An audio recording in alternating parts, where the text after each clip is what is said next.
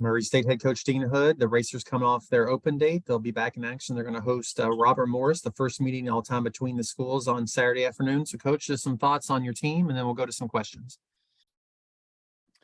Yeah, it just it was good to have an open date.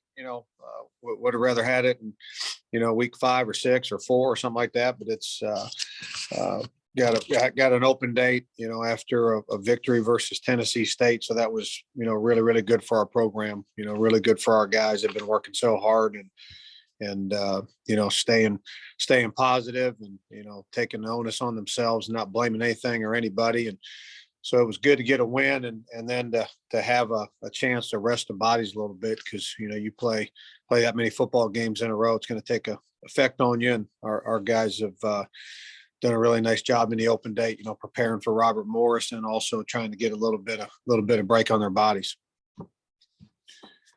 All right, thanks, Coach. We'll go to some questions. Jake, if you want to go first, go ahead. Yeah, Coach, you mentioned the open date, and you mentioned how you wish it would have come earlier. What did maybe some of the differences by having that open date later on in the season as opposed to having it earlier? Well, when you have it earlier, you have an opportunity to kind of regroup and really kind of assess some things and move some guys around or change up some things. When you're in that constant battle of the next one, you really don't have a chance to do that. And then it's just good for you to get a break. There's a lot of guys that have played, and that's another great thing about our team. A lot of guys that have played. There's guys we're not going to get back, with injuries out for the season, but we've had guys that have been playing really, really hard at 85%, 80% because they're nicked up, bruised up, banged up, and this past week, gave you an opportunity to get healthy.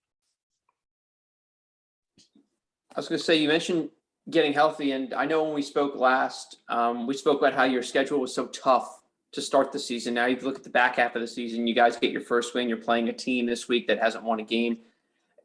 Could that early test hopefully pay off now that the season's coming, kind of coming to a close, and you're facing teams that maybe aren't as talented as the ones you previously faced?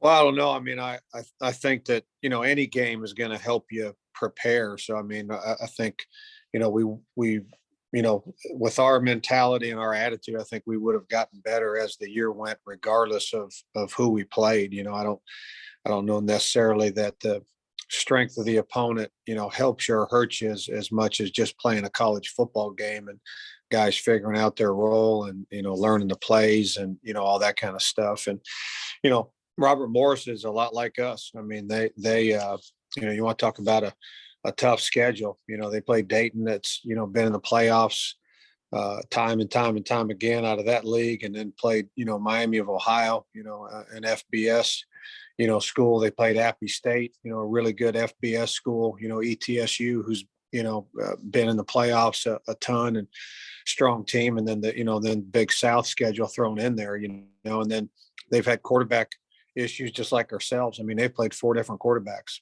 so I don't know, that very many teams that have played 4 or 5 quarterbacks in a season, but us and Robert Morris are 2 of them, so, they're very similar to us from a standpoint of had a tough schedule and having a lot of kids, pony up and go in there and battle for them at the quarterback spot. I think for you guys, season kind of coming to a close, final home game of the year. I mean, what do you think the emotions will be like? I mean, I think our guys are very, very aware that, this is our seniors' last home game, and we got a close team that care about each other. And I think, I think our guys will want to go out there and, honor our seniors with their very best effort. And I know our seniors want to, go out and give their very best effort on their last, time on their home football field. No question. Thanks, Coach. Yep. We talked this a little bit last time, but you had the 15,000 crowd, but you've had good crowds all year. So as you were talking about your last home game, just how's it been, with that home atmosphere this year? Oh, it's amazing. I mean, Murray State's unbelievable as far as our community support, our alumni support, faculty, staff, families.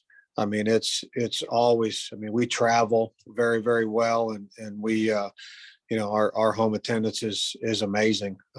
Regardless of the record, they come out and support their team, which, that's not the case at most places. So we're very blessed without question.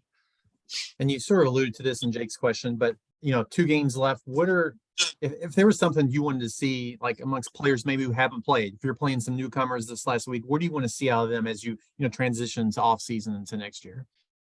I mean, we're not thinking, transition to next year. I mean, we're thinking about, stay the course and prepare and for this game and then believe when we get into the game.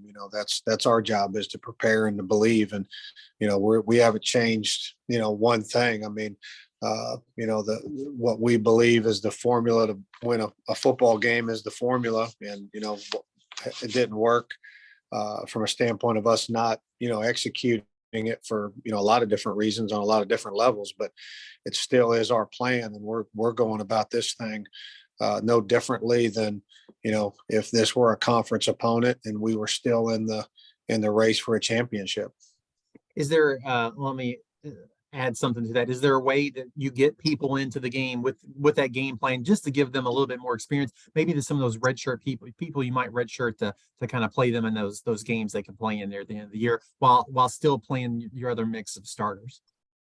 Yeah, I mean, again, we're playing to win the game. So I mean, it's not we've moved on to next year, so we're going to give this guy some reps or that guy some reps. We have, as you alluded to, you get 4 games with guys to redshirt them. So we have at different games, keeping track of that, guys we think can help us in certain positions.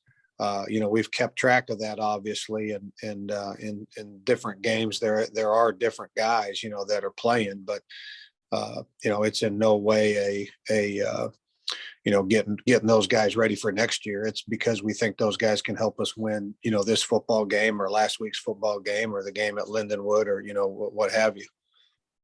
And my final question, has that rule helped, being able to bring in those impact players and still maintain their red shirt for future years?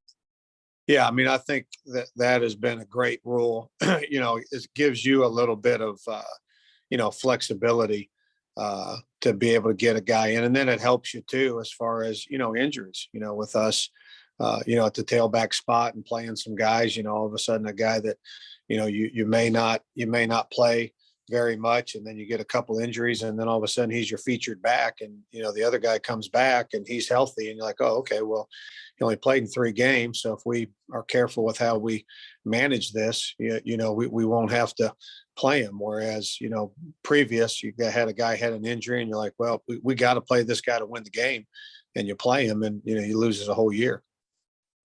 Well, Coach, thanks for your time this morning. Best of luck on Saturday, and we'll talk to you next Tuesday. Okay, thanks.